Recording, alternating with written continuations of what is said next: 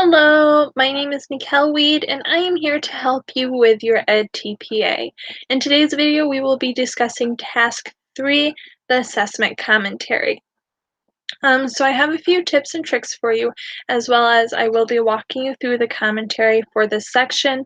Now, my EdTPA that I will be using was for a adolescent social studies classroom, specifically 11th grade American history class. So it may look a little different than, say, an EdTPA for the elementary education classroom, but I still hope you will get some help from this video. So let's get started. My first tip that I have for you, and I cannot stress this one enough, is to read your handbook before you start your EdTPA. So what I did is I printed my handbook off and I put it into a binder like this one. And then when I was reading it, I went through and I highlighted and underlined all the key components that I would need to help me with my EdTPA. This just really helped me out, and it made sure that those important aspects stood out more than some of the other information that is given in the handbook. Another good thing about having it printed off is that you can have the handbook open in front of you as you are writing your commentary on your laptop, and you will be able to look at the rubric at the same time as you're writing your commentary so that you can make sure that you're including everything that they would like you to have in there. So your handbook is going to be your best friend. I recommend strongly that you read it not only before you start the EdTPA process, but as you're going through as well, just so that you make sure you're staying on track with everything that you need to have and everything that you need to write. So that's my first tip. Now, we will be discussing the summative assessment. For my summative assessment, before I discuss it, it was a DBQ essay. So my students had to answer the document-based questions as well as write an essay, and this was a 2-day process. Now, your summative assessment does not have to be a test. It could be a project or something along those lines. So just keep that in mind. You do not have to do the exact same thing that I did. So I'm going to share my screen now and walk you through some of the commentary. Let's see. Okay. So, as you can see, there is a page maximum for this commentary, like there were for the other two. So for the task 3, there is a 10-page maximum. But as you can see, I went over by 4 pages. I'm going to explain this a little later as to why I did this and why it was okay to do so. Task 3 is one of the only places where you can go over the page limit. So keep that in mind. Okay, so the first thing that Task 3 asks you to do is to analyze your students' learning. So for Part A here, you're basically just going to be listing the state standards that are evaluated through your summative assessment. So like I said, for my summative assessment, I did a document-based question and essays, document-based questions and an essay. And my students had to complete that. So the standards that they used, this unit was on the Civil War. So they were tested on things like Uncle Tom's Cabin, the Dred Scott decision, and the different compromises such as the Missouri Compromise, the Compromise of 1850, and the Kansas-Nebraska Act. However, even though it's a social studies classroom, you still are going to have your reading standards, so I made sure to include those, and you're still going to have writing standards. So I included those as well. You want to make sure that you include all of the standards that are being tested in your summative assessment. Excuse me. So the next part asks for a graphic, so a table or a chart or narrative that summarizes student learning. So as you can see, my table that I used is very, very simple, very basic, but it doesn't look very professional. So I had lost my notes that Dr. Johnson had given us on how to use the Excel to make these charts and graphs. So I did a very, very basic one. My table, as you can see, includes my student's name on this side, how they did on the test, meaning how many questions they missed in the document-based question portion, and what they achieved on the rubric that I gave along with my assessment. And then finally, what score they received on the overall test. Another thing you will notice is that I use my students' first names. It just became second nature to use their first names. So I recommend that you play it safe and use student 1, student 2, student 3.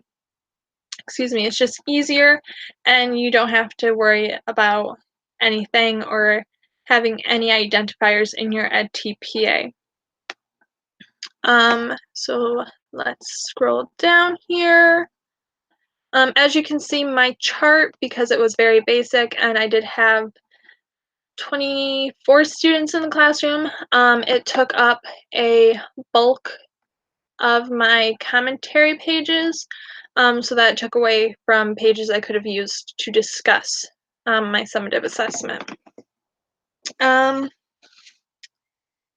So for this section right here, with your summative assessment commentary and for your task 3 in general, you need examples from 3 students. So you have to collect 3 students' summative assessments and make sure that you hold on to them.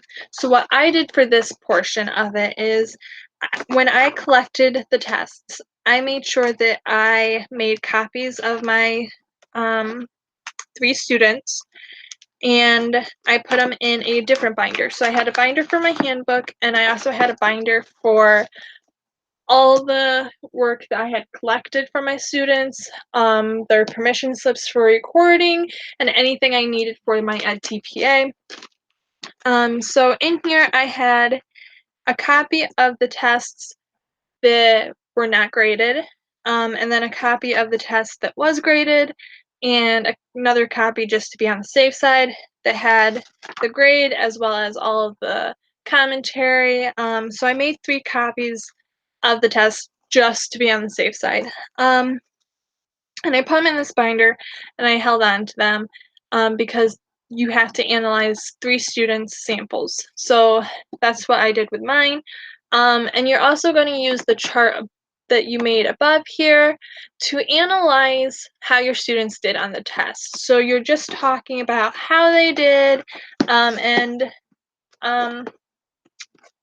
what you noticed while they were taking or when you were grading the summative assessment.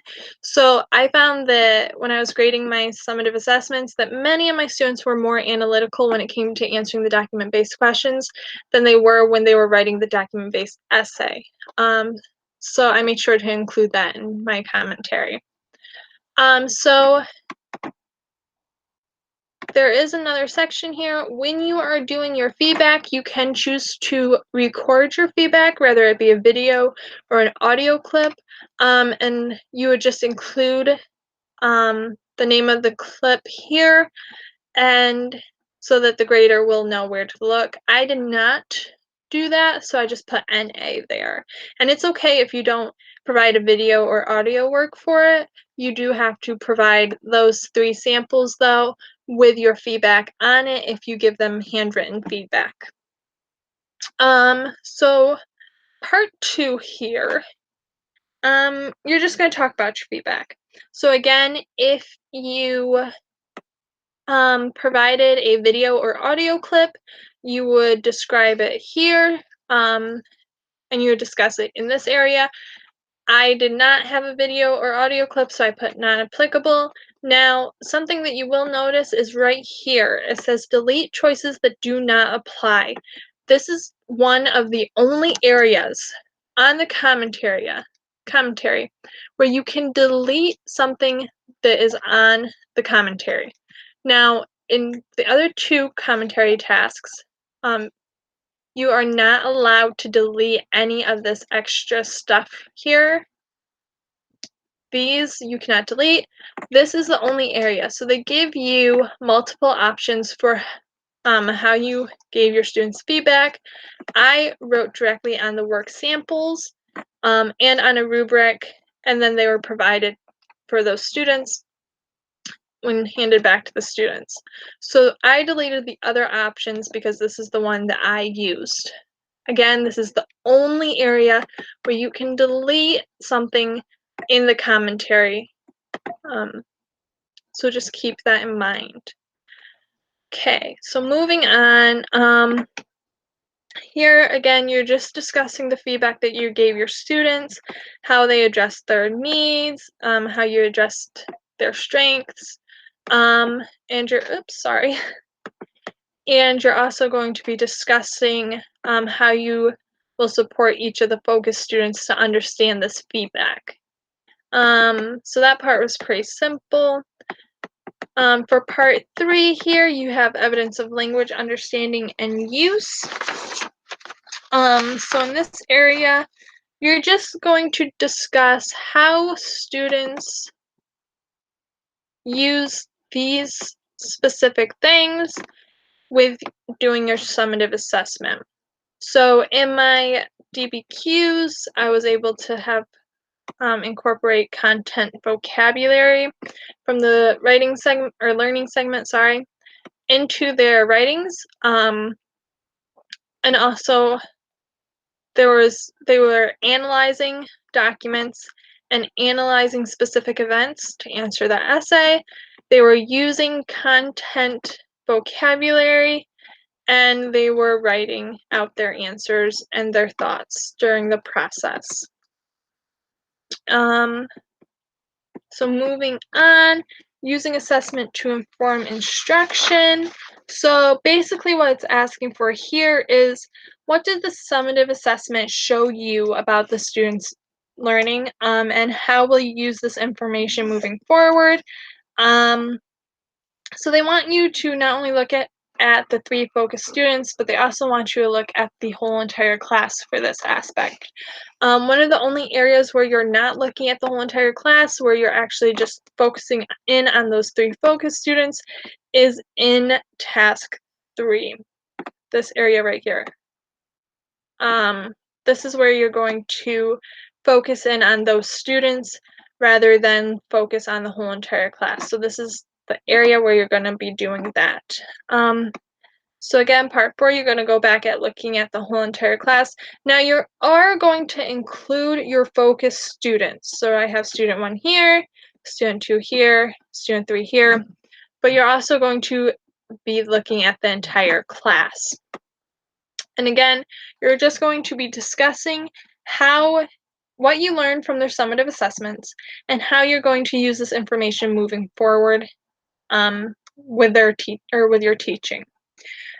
So for this area right here, part B of part 4, you're going to explain right here the research that you're using and or theories to support what you set up in this area right here.